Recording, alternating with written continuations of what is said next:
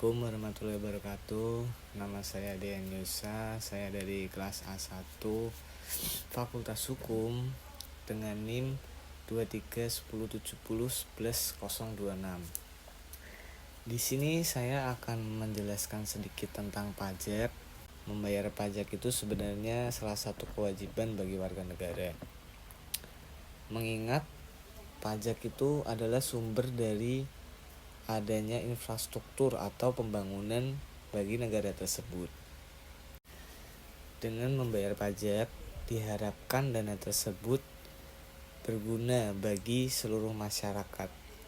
Tidak hanya berguna bagi pejabat-pejabat atau petinggi-petinggi lainnya.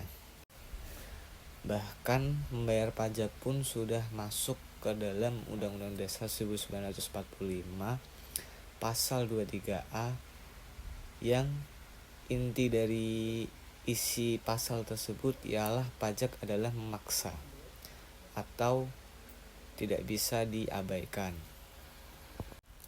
Membayar pajak ini sifatnya memaksa karena hal tersebut sudah tercantum ke dalam Undang-Undang Dasar 1945 dan sekiranya masyarakat apabila tidak ingin membayar atau katakanlah telat, maka itu juga mempengaruhi hambatnya infrastruktur atau bangunan-bangunan yang ada di negara tersebut atau negara kita.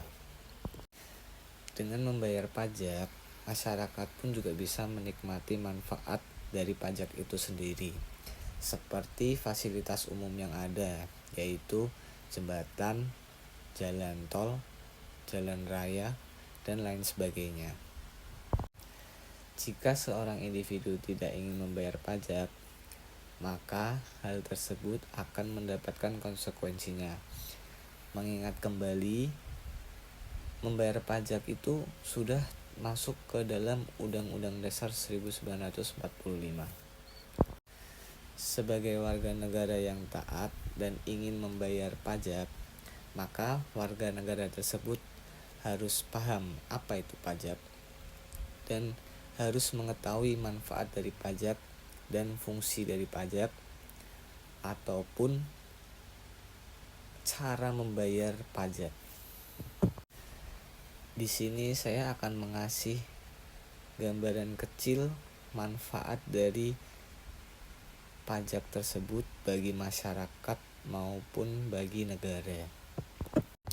Saya akan memberikan sedikit contoh manfaat pajak bagi masyarakat, yaitu seperti sekolah, jalanan,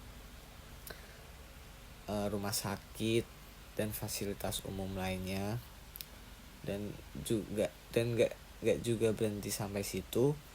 Ada juga subsidi pangan, subsidi bensin, dan transportasi umum itu juga sebagian besar dari uang pajak, dan gak rugi kalau kalian atau masyarakat membayar pajak.